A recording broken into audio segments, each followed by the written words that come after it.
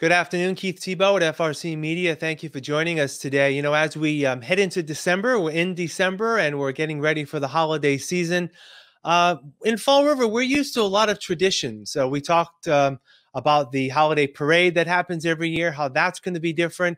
And there are a number of well-worth organizations in our community that's been doing great work once COVID started, even before COVID started, to help people this holiday season. And one of those traditions will continue this year, despite COVID. That is the Operation Christmas program at Citizens for Citizens. And I'm pleased to be joined now by the Director of Community Resources at Citizens for Citizens to talk about Operation Christmas, Crystal Arpa. Crystal, how are you today? Hi, I am doing good. We unloaded a truck today. We're moving along. Yeah, Operation Christmas, for those of us who have lived in Fall River for quite some time, are really know about the operation and how, Citizens for Citizens helps families in need during this time, this holiday season. But for people who don't know what Operation Christmas is, what is it? So Operation Christmas is a program that started many, many years ago with CFC. When it originally started, they actually would fix used toys. They would clean them and they put new clothes on dolls just to make sure that all the kids in the greater Fall River area would have something for Christmas. It has since grown. And we do all the areas from Fall River all the way to Taunton. We do have a Taunton office. In Fall River, we serve about 4,000 kids every year now. Our Taunton office does about 2,500 to close to 3,000 kids, I believe. And we like to make sure that every kid has what we call a major gift. Then they get a few smaller gifts, some stocking stuffers, hats and mittens, and we try to make sure every family has at least one family game to promote family time. Even prior to COVID-19, we've had, financial upturns and downturns where, people's resources may have been stretched thin. I guess as we head into 2020, what are you seeing thus far? Again, it's early December when we're recording this. What have you seen thus far in terms of not only maybe an increased need this year from families looking for gifts for their children, but on the other hand, the ability of people to actually contribute to the program this year? This year is really difficult. We've had a lot of local businesses that have closed due to the pandemic. There are places that are working remote right now. So unfortunately, they would have big office parties and everybody would contribute and bring a toy. A lot of them are not doing that this year. I think I've had many people that used to help me are now my clientele. And to see that is very disturbing. I've dealt with a lot of people who have never been in this situation, and they've always been the ones to help people. And now they're asking me for help. And it's concerning and it worries me. And people's mental health right now worry me also. And it being Christmas, it's supposed to be such a time of giving and caring and, people just being blessed. And I'm hoping that we can still provide that for people this year and give them some light. I want to go over a little bit about the process for families who may be looking for assistance or some help this year.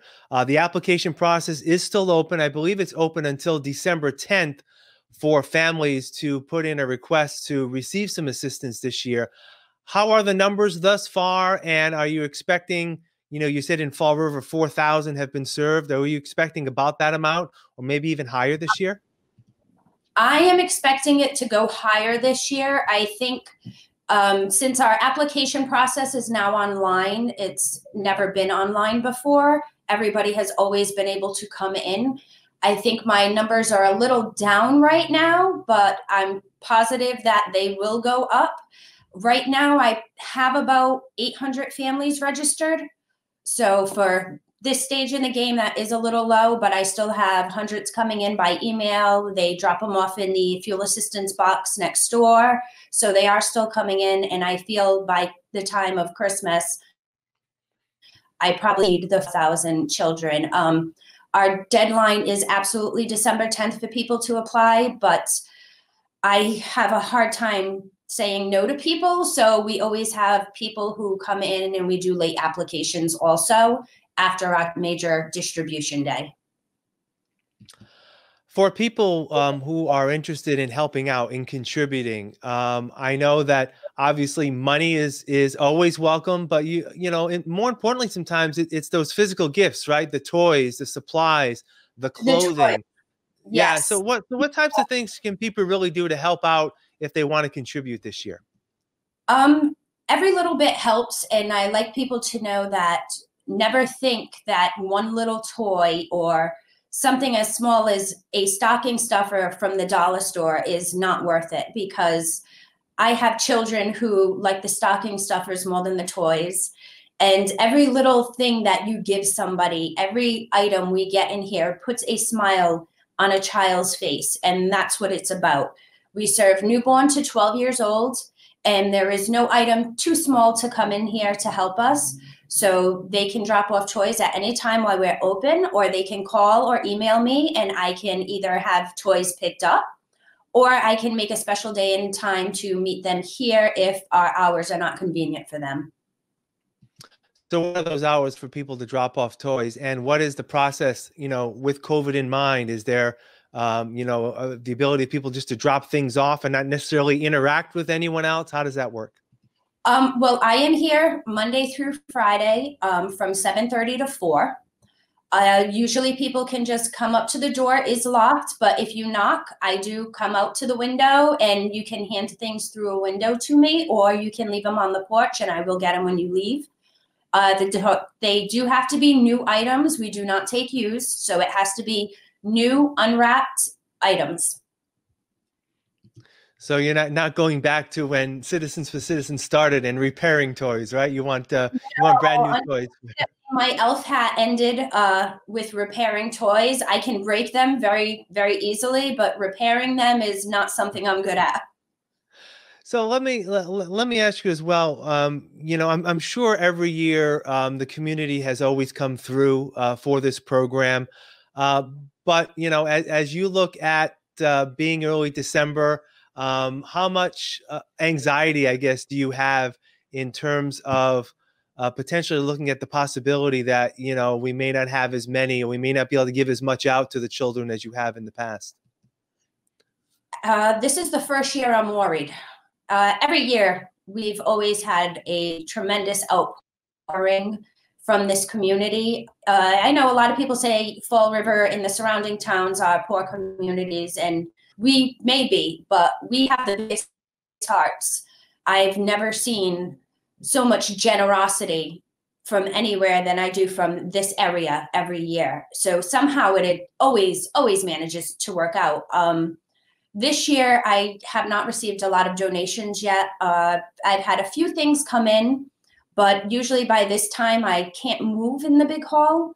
So it does worry me that I will be able to service at least the 4,000 kids I normally service. I just may not be able to give as much. Where we give the one major gifts and we try to give two little gifts, we might only be able to give the one major gift this year.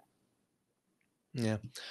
I know that we talked about the deadline for families who are looking for assistance this year, looking for that help. In terms of the physical donations, what's the deadline that people need to know if they want to drop something off, some toys and the like for the program? I give out toys till Christmas Eve. Though I'm not supposed to advertise that, I do. I think every child should have a smile on their face.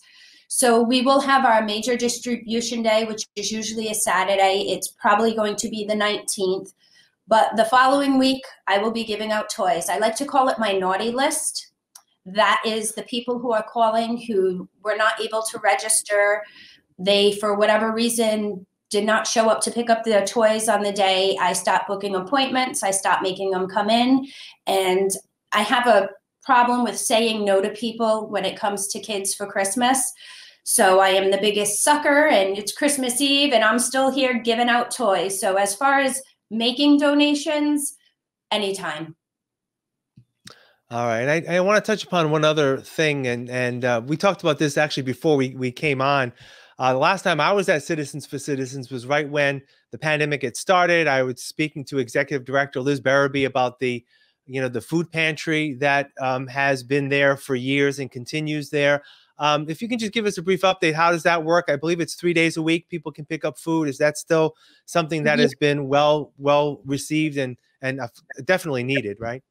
Oh, our food pantry has gone a little crazy lately. I've been here for 16 years. I've never seen it so busy. We went from doing 500 families a month to over 800 families a month. It is much needed. We have a community of people not working part-time, no longer getting unemployment, so they can come here, get food once every 30 days. We try to give at least 3 weeks worth of food out. We give out fresh fruits and vegetables as much as we can. We give out meats as much as we can. It is a great need, and it is open Monday, Wednesday, and Friday from 8:30 to 12. And all you really need to do is show up with a piece of mail that has your name and address on it to show you live in our service area. And any other special holiday programs that may help people out other than the food pantry and Operation Christmas that people can maybe look forward to at Citizens for Citizens? Well, as always, we do have our fuel assistance program running to help everybody with their heating bills. That's one of our very, very big programs. Our Head Start programs and daycares are still running. Holiday season wise, Christmas is this time of year kind of takes over everything. Unfortunately, I like to play with the toys. I got no other better answer than I like to play with the toys. So that has to come first. Absolutely. I want to thank you, Crystal, for joining us today. And again, thanks to Citizens for Citizens. Definitely been a staple in our city and now in our region, as you said, covers the Taunton area as well, for providing a service that is, in need every year, but more so in 2020. So, Crystal, thank you for joining us and have a good holiday. I appreciate it. Thank you so much. You have a good holiday also.